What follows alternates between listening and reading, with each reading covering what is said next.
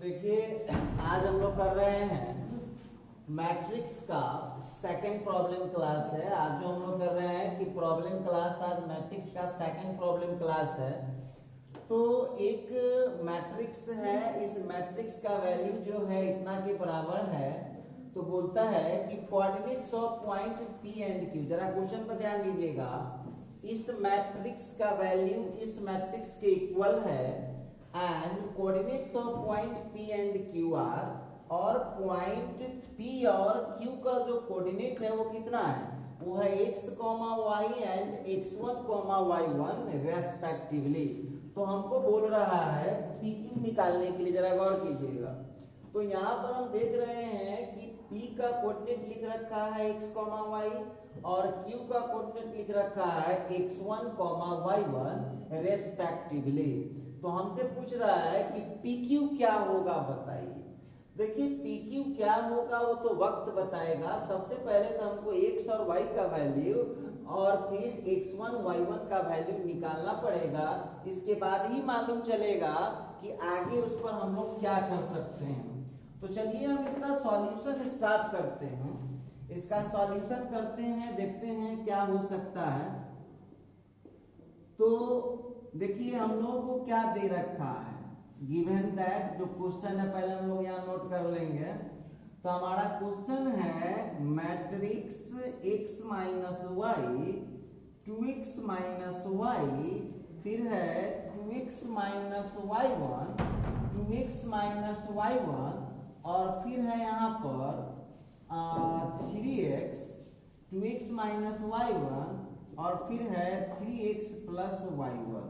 ठीक है, और इसका जो वैल्यू दे रखा है हम लोगों का वो है -1 5 0 30। देखिए ध्यान दीजिएगा। तो यहाँ पर हम कर क्या सकते हैं, अब ये फर्स्ट वाले को फर्स्ट वाले से इक्वल, सेकंड वाले को सेकंड वाले से इक्वल। तो हम क्या लिख पाएंगे, x minus y equal to -1, और फिर लिख पाएंगे 2x minus y equal to 0। फिर हम थर्ड वाले को क्या लिख पाएंगे, 2x minus y1 is equal to 5, और फिर लिख पाएंगे 3x plus y1 is equal to 30। देखिए बहुत सिंपल है, कहीं से बना लीजिए। अब आप लोगों को सबसे पहले तो इसको सॉल्व करके xy का वैल्यू आपको निकालना पड़ेगा। देखिए इसको सॉल्व करके आपको सबसे पहले तो xy का वैल्यू हमको निकालना पड़ेगा। तो क्या करेंगे हम लोग, देखिएगा बहुत सिंपल है। यहाँ पर हम करेंगे क्या, इक्वेशन 1 में सीधे घटाएंगे 2 को, इक्वेशन 1 माइनस 2 10th वाले टीचर के हिसाब से, 10th वाले टीचर के हिसाब से इसको आप लोग अपना कैलकुलेशन करिए। 1 में से 2 को मैं घटा ले रहा हूँ, 1 में से 2 को घटाऊंगा तो क्या हो सकता है, जरा गौर कीजिएगा। 1 में से 2 को घटा रहा हूँ तो x में से 2x घट जाएगा। तो x में से 2x घटाइएगा तो कितना हो गया, -x हो जाएगा। और उसी तरह से -y में से -y घट जाएगा तो ये +0 हो जाएगा। फिर वहां पर -1 में से 0 घट जाएगा तो कितना हो जाएगा, ये हो जाएगा -1। अब जो है यहाँ पर हम बात करने वाले हैं, तो x का वैल्यू निकल के आ गया 1, x का वैल्यू निकल के आ गया है 1। उसी तरह से हम बात करते हैं, फिर अब 1 में डाल दीजिए या 2 में डाल दीजिए। फ्रॉम 1 x के जगह पर 1 डाल दीजिए, y नहीं पता है, इक्वल टू -1।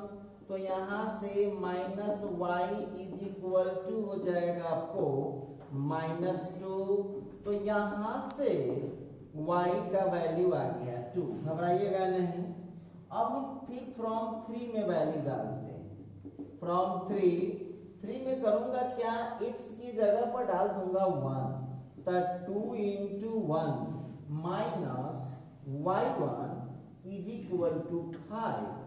अब जो यहाँ पर देख रहे हैं -y1 5 माइनस 2, तो यहाँ से हो गया -y1 इज इक्वल टू 3 तो यहाँ से y1 का वैल्यू हो गया -3। उसी तरह से करेंगे क्या, देखिए तो आपको सब कुछ निकल चुका, x निकल गया, y निकल गया, x निकल गया, y निकल गया,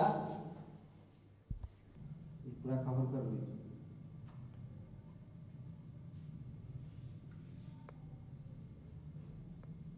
ये हो गया। अच्छा देखिए यहाँ पर जो है यहाँ पर जो है हम देख रहे थे कि ये जो क्वेश्चन था उसमें हमने मिस्टेक से x1 की जगह पर y1 लिख दिया था, तो उसी को यहाँ पर करेक्ट किए, उसको जरा चेक कर लीजिएगा। यहाँ जो है ना हमने गलती से यहाँ पर हम y1 की जगह पर x1 की जगह पर y1 हम लिख दिए थे, तो उसको ठीक कर लिए हैं। इसको जरा मिला लीजिएगा, पूरा में ठीक किया हुआ है।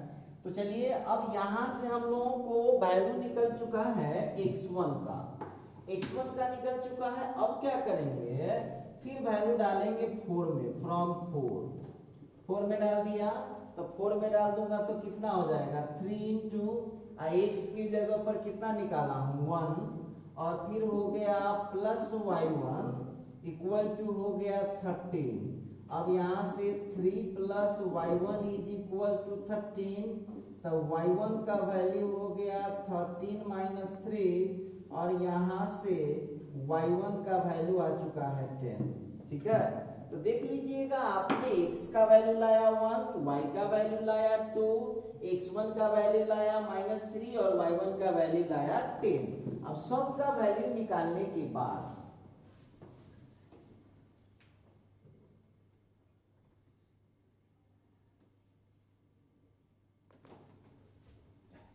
अब देखिएगा, तो हम लोगों को p का कोऑर्डिनेट कितना दिया हुआ है, p कोऑर्डिनेट को 3 वो इक्वल से लिखते हैं साइन से, तो p का कोऑर्डिनेट है हम लोगों के पास x y।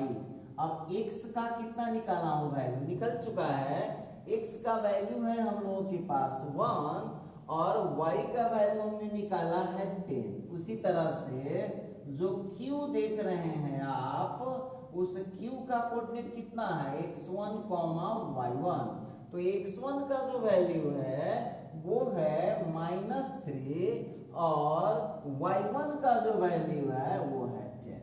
चलिए कोई दिक्कत नहीं है, x का वैल्यू था 1, y का वैल्यू था 2, और उसी तरह से x1 का वैल्यू कितना आया हुआ है -3 और y1 का वैल्यू आया हुआ है 10। अब जरा जो क्वेश्चन हम लोगों का था, देखिए हम x का निकाल चुके, y का निकाल चुके, x1 का निकाल चुके, y1 का निकाल चुके। अब हम लोगों को वैल्यू निकालना है, pq निकालना है। तो pq क्या है, 10th क्लास में पढ़े होइएगा डिस्टेंस फार्मूला, डिस्टेंस फार्मूला लगा दीजिए, 10th क्लास का फार्मूला लग जाता है। तो यहाँ क्या हो जाएगा, x माइनस x1 का whole square plus y minus y1 का होल स्क्वायर, डाल दीजिए वैल्यू सबका, तो हो जाएगा 1 माइनस माइनस प्लस 3 का होल स्क्वायर प्लस वहां पर हो जाएगा 2 माइनस 10 का होल स्क्वायर। चलिए तो यहाँ हो जाएगा 4 का स्क्वायर 16 और 8 का हो जाएगा 64। तो ये हो गया कितना, √80।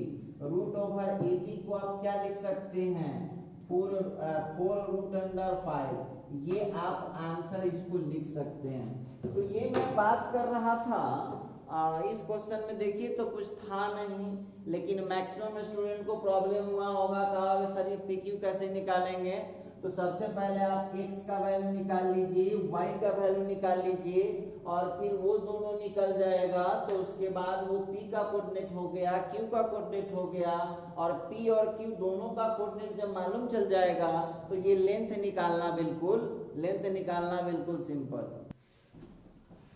चलिए क्वेश्चन आ रहा है, क्वेश्चन है let A be a matrix of order 3/4। A कोई मैट्रिक्स है जो 3/4 ऑर्डर का, देखिए ऑब्जेक्टिव क्वेश्चन है ये।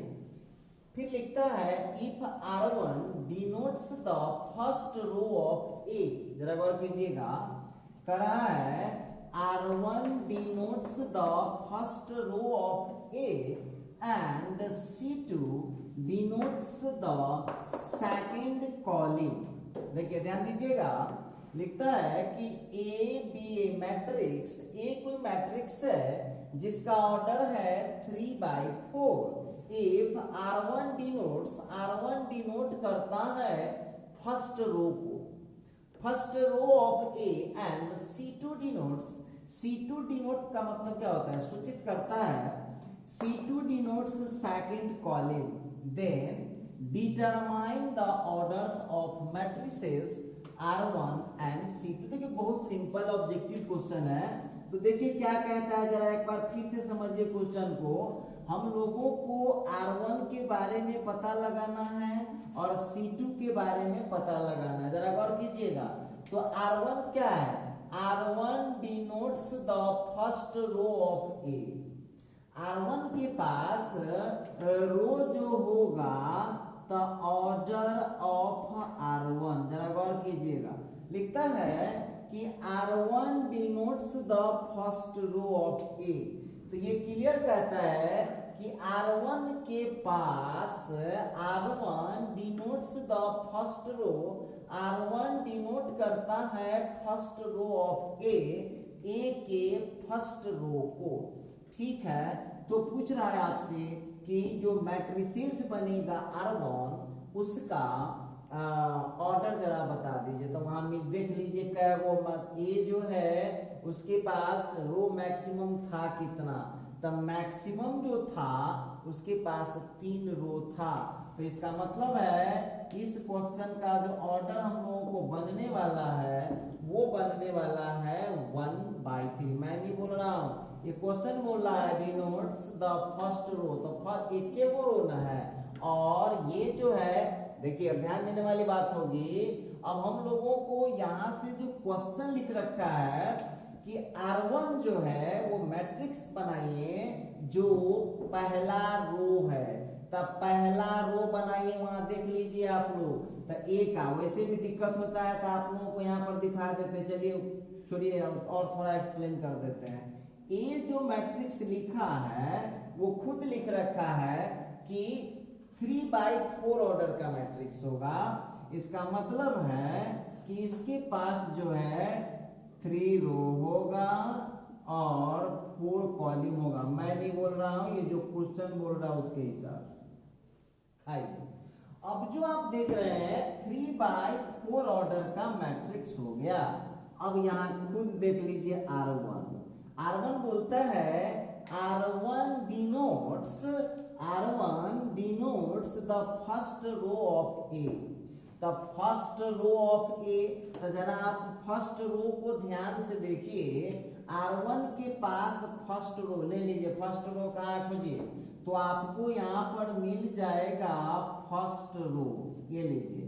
इसको आप ऐसे समझिए, हम नहीं बोल रहे हैं, जो क्वेश्चन था क्वेश्चन के हिसाब से R1 denotes the first row of A. तो अब इसका बता दीजिए ऑर्डर कितना बाय कितना हो गया।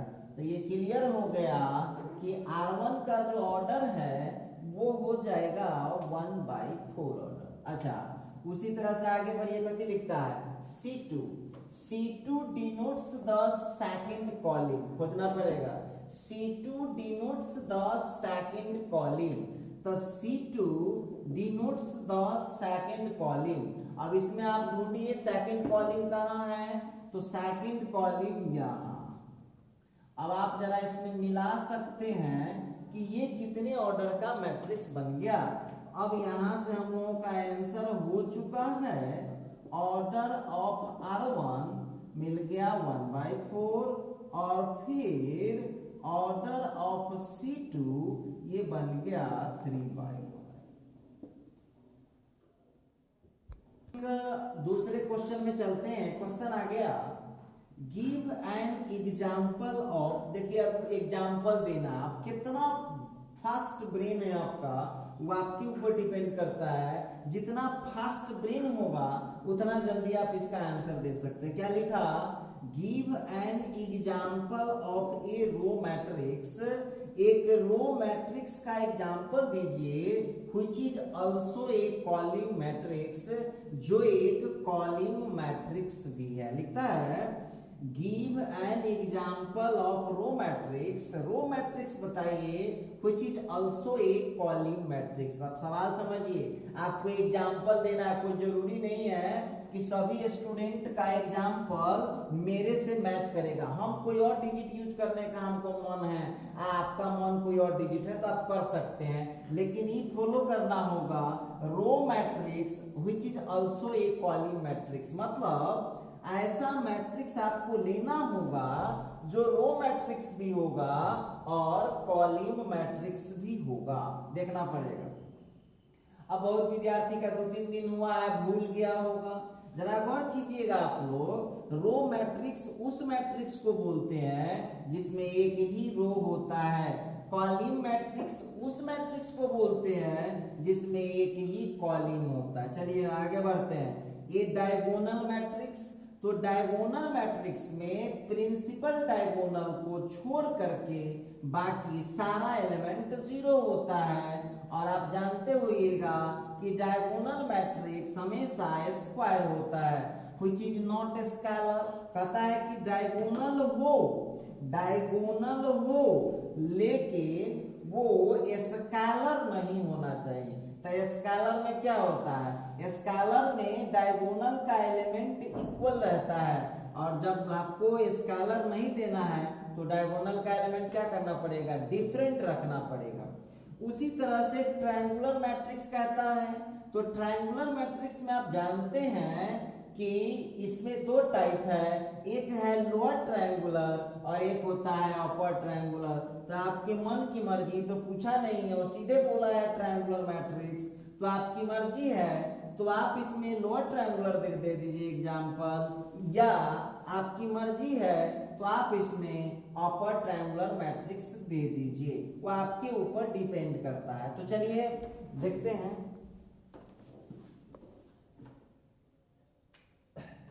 इसका हम लोग अब सॉल्यूशन कर लेते हैं। सॉल्यूशन क्या, ऐसे ही केवल एग्जांपल लिखना है। तो देखो पहले वाला में बोलता है कि वो रो मैट्रिक्स भी हो आ कॉलिमो मैट्रिक्स हो, या लीजिए देख लीजिए, ये रो मैट्रिक्स भी है और ये कॉलिंग मैट्रिक्स भी है। इसी को आपका मन है तो कोई डिजिट में भी लिख लीजिए, जे मन है से लिख लीजिए, इसके लिए कोई बात नहीं है। ये लीजिए, ये हो गया रो मैट्रिक्स। चलिए अब रही बात सेकंड में, अब है डायगोनल मैट्रिक्स। तो आप तो जानते हैं कि डायगोनल मैट्रिक्स स्क्वायर मैट्रिक्स होता है। अब स्क्वायर मैट्रिक्स में भी ये जो मैट्रिक्स हो गया आंसर, आपको खाली एग्जांपल ही ना लिखना था। अब देखो डायगोनल मैट्रिक्स क्या होता है, स्क्वायर मैट्रिक्स होता है। तो स्क्वायर जो होता है वो 2 into 2 भी होता है और 3 into 3 भी होता है। तो ऐसा थोड़ी ना है कि 2 into 2 लिखूंगा तो ज्यादा कम नंबर देगा और 3 into 3 लिखूंगा तो ज्यादा नंबर देगा, ऐसी कोई बात नहीं है। दोनों में उतना ही नंबर देगा। तब भाई दोनों में उतने नंबर देगा तो हम 3 into 3 नहीं लेंगे, हम 2 into 2 लेंगे। चलिए तो ले लीजिए। आप जानते हैं कि डायगोनल का एलिमेंट आप कुछ भी ले लीजिए, देख लीजिए, ध्यान दीजिएगा, ये आपको डायगोनल तो होना चाहिए लेकिन स्केलर नहीं। अब इसी जगह दोनों को सेम कर दीजिएगा तो स्केलर हो जाएगा। तो उसके लिए क्या कीजिए, दोनों का डिफरेंट कर दीजिए। अब बाकी एलिमेंट क्या होता है, 0 होता है। आपका मन है तो आपको ये, आपका विचार है कि नहीं सर जी हम 3 into 3 का एग्जांपल देंगे, तो दे दीजिए, कोई दिक्कत नहीं। लीजिए, ये लीजिए, आपका हो गया। ये डायगोनल तो है लेकिन स्केलर नहीं है। ये एग्जांपल आपको लिखना था। इसके बाद थर्ड एग्जांपल में लिखना था ट्रायंगुलर मैट्रिक्स। लिख दीजिए, एगो लोअर ट्रायंगुलर लिख दीजिए, एगो अपर ट्रायंगुलर लिख दीजिए। लीजिए, ये हो गया कौन, ये हो गया लोअर ट्रायंगुलर, या आपका मर्जी है तो आप इसका एक अपर ट्रायंगुलर भी लिख लीजिए। इस तरह से अब आप लोगों को बार बार बोलते हैं, सब पढ़ाया हुआ टॉपिक है कि पीछे का क्लियर रखिएगा, नहीं तो कुछ समझ में आप पल्ला पड़ने वाला है नहीं। अब एक ही बात जो है डेली हम थोड़ी ना पढ़ाएंगे। तो चलिए आज हम बात करेंगे, एक और क्वेश्चन लेते हैं। ये देखो सीबीएसई बोर्ड वाले के लिए बहुत इंपॉर्टेंट है, आईसीएसई बोर्ड वालों के लिए बहुत इंपॉर्टेंट है, और बिहार बोर्ड वाले को लैंग्वेज वाला इतना नहीं पूछता है। तो चलिए हम बात करते हैं। लिखता है द सेल्स फिगर, तो सेल माने होता है बिक्री, आप फिगर माने अंक। बिक्री का जो अंक है ऑफ 2 कार डीलर्स, 2 कार का विक्रेता है ड्यूरिंग जनवरी 2020। मतलब जनवरी में जो आप देख रहे हैं लिख रहा है ड्यूरिंग जनवरी 2020 शोज दैट, दिखलाता है कि dealer A sold, SOLD, sold का मतलब होता है बेचता है 5 डीलक्स कार। देखो कार का कैटेगरी है ये, 5 deluxe, 3 premium and 4 standard cars. while dealer be sold, उसी तरह से डीलर बी सोल्ड बेचता है 7 deluxe, 2 premium and 3 standard car. जरा गौर कीजिएगा, टोटल डेटा दिए हुआ है जनवरी 2020 में ए कितना बेचता है, बी कितना बेचता है, शो हो गया। एक और इंफॉर्मेशन दिए हुआ है total sales over the period of January फरवरी।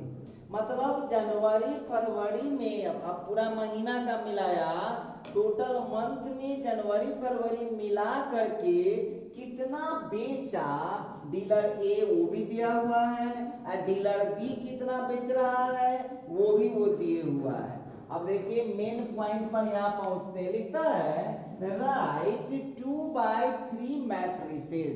अब आपको लिखना है 2/3 मैट्रिसेस समेराइजिंग। तो समेराइजिंग का क्या मतलब हो, जो बतला रहा है सेल्स डेटा, विक्रय वाला data for January and 2 month period for each other.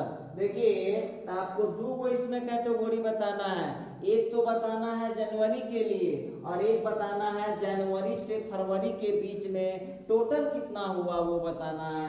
तो आप लोगों को इस इंफॉर्मेशन को डालना है 2/3। अब देखिए आपको हम जिस दिन मैट्रिक्स स्टार्ट किए उस दिन आपको बताए होंगे कि मैट्रिक्स का बिजनेस में बहुत ज्यादा यूज होता है। देखिए कार का दुकानदार है, इतना कॉम्प्लिकेटेड डाटा है, पढ़ते पढ़ते हालत खराब हो जाएगा, और इसको मैट्रिक्स देखिएगा कितना इजी कर देगा कि देखते समझ में आ जाएगा कहाँ क्या बात है। तो आपको हम बताए भी थे कि मैट्रिक्स क्या करता है, एक कॉम्प्लिकेटेड डाटा को एक सिंपल डाटा में इंफॉर्मेशन में कन्वर्ट कर देता है। तो आप लोगों को हम देखो अभी नहीं कहते इतना इंग्लिश तुम रट जाओ। क्या लिखा है, sales figure of 2 car dealer, 2 car dealer during January 2020। मतलब जनवरी 2020 में 2 कार डीलर कितना कार बेचा, डीलर ए सोल्ड किया इतना और डीलर बी सोल्ड किया इतना। एक फेज में तो ये हो गया। नेक्स्ट है टोटल सेल्स। अब पूरा 2 महीना का लिया, total sales over the period of January January और फरवरी रिवील्ड दैट, उसका देख लीजिए टोटल कितना बेचे हुआ है। तो ए जितना बेचे हुआ दिया हुआ है, बी जितना बेचे हुआ है सो दिया हुआ है।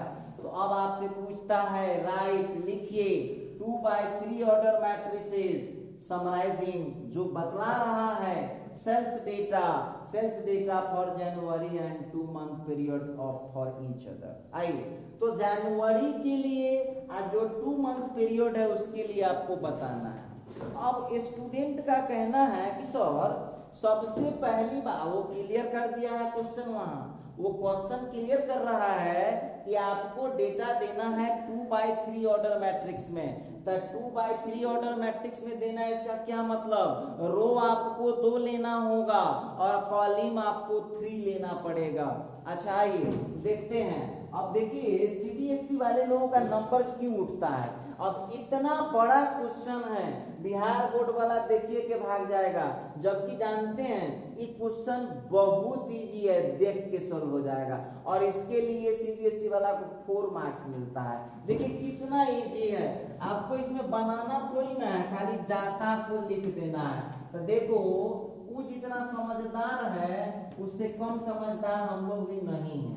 चलिए एक मैट्रिक्स लिखते हैं, तो चूंकि ए बी तो वही यूज कर लिया है तो हम चेंज कर लेते हैं। चलिए अब यहाँ पर एक ए है और दूसरा बी है, वो अपने बोल रहा है, वो खुद बोल रहा है। देखिए ध्यान दीजिएगा, ए जो है ना अब इसमें 3 टाइप का कार बेचता है, 3 टाइप का कार बेच रहा है, ठीक है। 3 टाइप का कार बेच रहा है। एक कार है डीलक्स, तो उसको हम शॉर्टकट में डीएलएक्स लिख दिए हैं।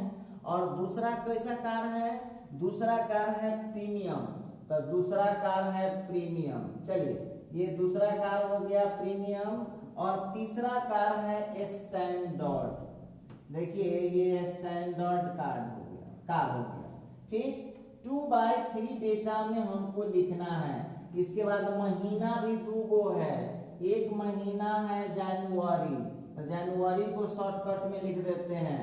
और दूसरा महीना है, जरा गौर कीजिएगा, दूसरा महीना है जनवरी से फरवरी। देखिए कितना सिंपल कर देगा। अब उस डाटा को पढ़ते जाइए और उसको भरते जाइए। देखिए ये है 2/3 ऑर्डर का डेटा, लीजिए ये 2/3 ऑर्डर का डेटा।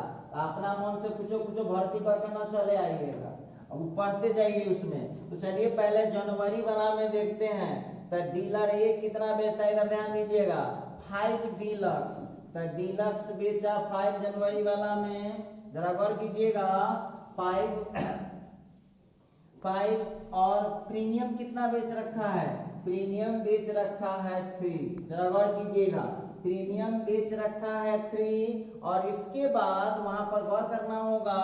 और दूसरा जो आप देख रहे हैं स्टैंडर्ड बेचा है 4, क्लियर है। अब बी का देख लीजिए आप। तो अब एक बात बताइएगा, तो ये जो जनवरी वाला, अब इसके लिए आप लोगों को 2 मैट्रिक्स बनाना होगा। कैसे 2 मैट्रिक्स बनाना होगा, एक मैट्रिक्स बनेगा किसके लिए, एक मैट्रिक्स बनेगा जनवरी के लिए और एक मैट्रिक्स बनेगा जनवरी फरवरी दोनों के लिए। तो चलिए अब इसके लिए हम लोग अलग बना लेते हैं, इसमें पहले जनवरी वाला बना लेते हैं। तो जनवरी वाला बना लिए। ए बेचता है 5 डीलक्स, 3 प्रीमियम और 4 स्टैंडर्ड कार। अब बी कितना बेच रहा है, 7 डीलक्स कार बेच रहा है। इसके बाद 2 प्रीमियम कार बेच रहा है और फिर 3 स्टैंडर्ड कार बेच रहा है। चलिए एक हो गया आपका, लीजिए एक आंसर आपका। और आप मिला लीजिए 2/3 डेटा है कि नहीं, आप मिला सकते हैं ये 2/3 डेटा है कि नहीं। अब एक और हम बनाते हैं, y बराबर ले रहा हूं, y बराबर, सुनिए अब y बराबर ले लेता हूं, a हो गया, b हो गया, फिर उतना ही इंफॉर्मेशन लिख दीजिए, ये डिलक्स हो गया, ये प्रीमियम हो गया और ये स्टैंडर्ड हो गया। अब देखिए हम यहाँ लिख देंगे, हम लोग अनाड़ी की तरह काम नहीं करेंगे, यहाँ जनवरी से फरवरी लिख देते हैं। आइए अब जरा पढ़िए, total sales over the period January. वहां देखिए जनवरी फरवरी दोनों मिला करके कितना बेचे हुआ है। तो ए बेचे हुआ है 8 डिलक्स कार, 7 वहां पढ़ते जाइए ना, 7 प्रीमियम एंड 6 स्टैंडर्ड कार। उसी तरह से जरा बी का देख लीजिए कितना बेच रखा है। तो 10 डिलक्स कार बेच रखा है, 5 प्रीमियम कार बेच रखा है और 7 स्टैंडर्ड कार बेच रखा है। देखिए तो 2/3 हो गया, लीजिए यही रहा आपका आंसर। तो इस तरह से देखिए बहुत इजीली अब देख लीजिए, आप कोई आदमी को आप पढ़िए, चाहे आप ही लोग जो विद्यार्थी देख रहे हैं, अब ई डाटा पढ़ना लोग पसंद करेगा कि वो डाटा पढ़ना पसंद करेगा। तो मैट्रिक्स का यही तो काम है, एक भारी से भारी डाटा को सिंपल डाटा में कन्वर्ट करता है। अब देखिए क्वेश्चन आ रहा है, फाइंड ए मैट्रिक्स एक्स। बोला फाइंड ए मैट्रिक्स एक्स, एक मैट्रिक्स एक्स बताइए सच दैट, इस प्रकार की 2a + b + x = 0 where a = इतना and b = इतना। देखिए तो जो विद्यार्थी समझदार है वो तो ऐसे ही चुटकी बजा के इस क्वेश्चन को सॉल्व कर देगा। देखो कुछ नहीं करना है, ये इक्वेशन दिखाई दे रहा है, a के जगह पर यहाँ से फिट कर लीजिए, b के जगह पर यहाँ से फिट कर लीजिए, x ऑटोमेटिक निकल जाएगा। अब हम लोगों का क्वेश्चन है, we have 2a + b + x = 0 matrix. आइए अब हमको x निकालना है, तो ये +2a क्या हो जाएगा, -2a हो जाएगा, और जो +b है वो क्या हो जाएगा, -b हो जाएगा। अब यहाँ पर करना कुछ नहीं है, -2 तो ठीक है, अब a का कितना है उठा लो, तो -1 2 3 4, और फिर b का कितना है, तो b का है 3 - 2, और फिर हो गया 1 5। अब जितना फास्ट भगवान आपको दिमाग दिए हैं उतना जल्दी कैलकुलेशन कर दीजिए। -2 से पहले सब में मल्टीप्लाई कीजिए, तो हो गया 2 - 6 - 4 - 8। क्लियर है। अब यहाँ पर फिर हो गया 3 - 2 1 5। अब आप इसका माइनस प्लस कर लीजिए, 2 - 3 कितना हो जाएगा, -1 -4 -2, तो कितना हो गया, -2 -6 -1 कितना हो गया, -7 -8 -5 कितना हो गया, तो -13।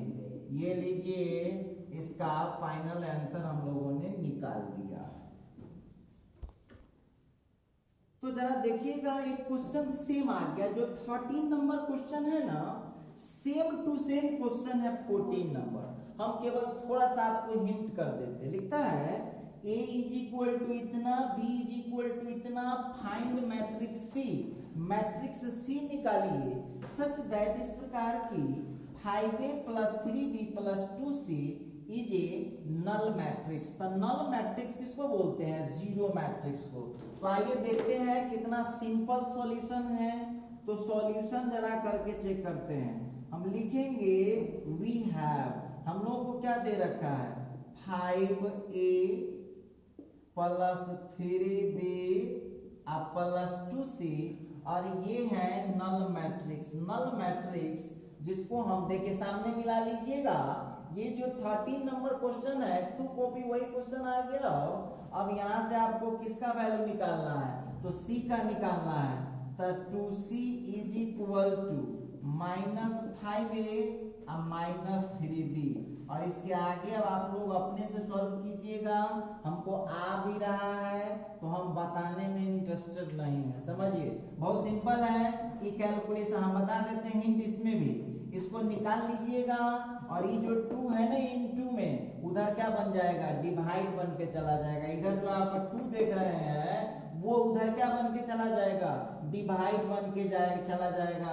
तो बड़ी इजीली इसको आप सॉल्व कर पाएंगे। लिखता है इन ए सर्टेन सिटी, तो सर्टेन का हिंदी होता है किसी खास, आ सिटी माने होता है शहर। जैसे ये सीतामढ़ी हो गया, मुजफ्फरपुर हो गया, पटना हो गया, बिहार, मतलब बहुत सारा शहर है। तो उसी तरह से कहता है इन ए सर्टेन सिटी, कोई खास शहर है, देयर आर 30 कॉलेज, जिसमें 30 कॉलेज। लिखता है has 15 peons, 6 clerks, 1 typist and 1 section officer.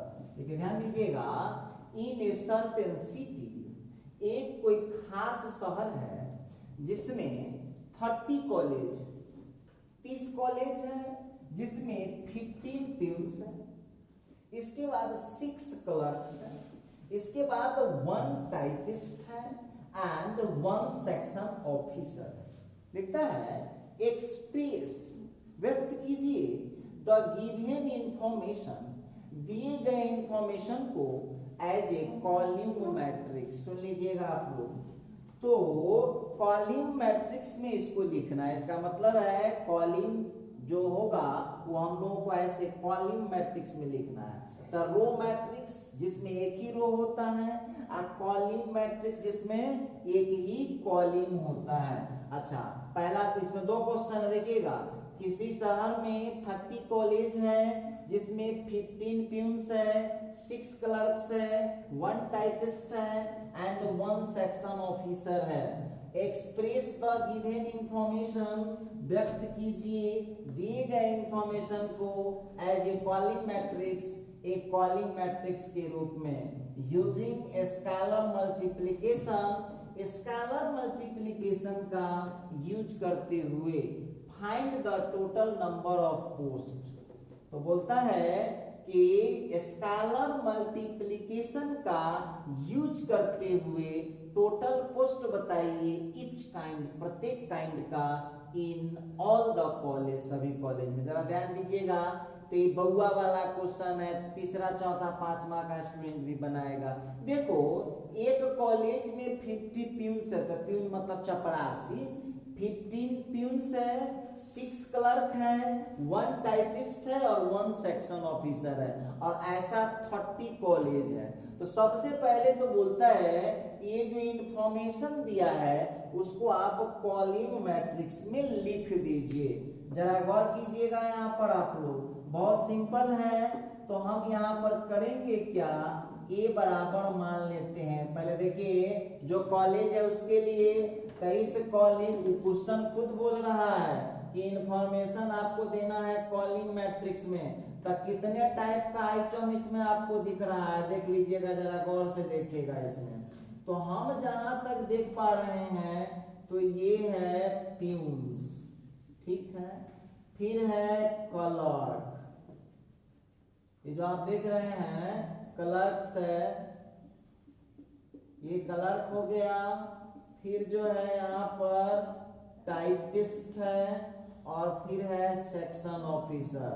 आप अपना सुविधा के लिए लिख दीजिए, नहीं भी लिखेगा तो आपको कुछ कहने नहीं आएगा। आइए अब जो आप मैट्रिक्स लिख रहे हैं उस मैट्रिक्स में वो खुद बोलता है कि प्यून कितने हैं, तो 15, क्लर्क कितने हैं, तो 6, टाइपिस्ट कितने हैं, तो 1, और सेक्शन ऑफिसर कितने हैं, तो 1। चलिए ये हो गया 4x1 ऑर्डर का, ये कॉलम मैट्रिक्स है, एक आंसर तो इसी जगह फाइनल हुआ। अब कितने कॉलेज के लिए निकालना है, 30 कॉलेज के लिए, तो इसको 30 से मल्टीप्लाई कर दीजिए, 30 इंटू ए, तो घबराइएगा नहीं, 30 इंटू कितना है 15, 6, 1, 1, और उसको शॉर्टकट में लिख दीजिए। ये प्यून हो गया, इसके बाद क्लर्क हो गया, इसके बाद टाइपिस्ट हो गया, इसके बाद सेक्शन ऑफिसर हो गया। अब देखिएगा, तो अब यहाँ पर जो आप देख पा रहे हैं इसको 30 से मल्टीप्लाई कर दीजिए, तो 30 से मल्टीप्लाई कीजिएगा तो देख लीजिएगा कितना हो जाएगा, तो ये हो जाएगा 450, 90, 30, 30। इसका मतलब है कि टोटल प्यून जो है, ये प्यून है, ये क्लर्क हो गए, ये टाइपिस्ट हो गए, और ये सेक्शन ऑफिसर। तो इस तरह से आपने इसको निकाल लिया। क्या हुआ?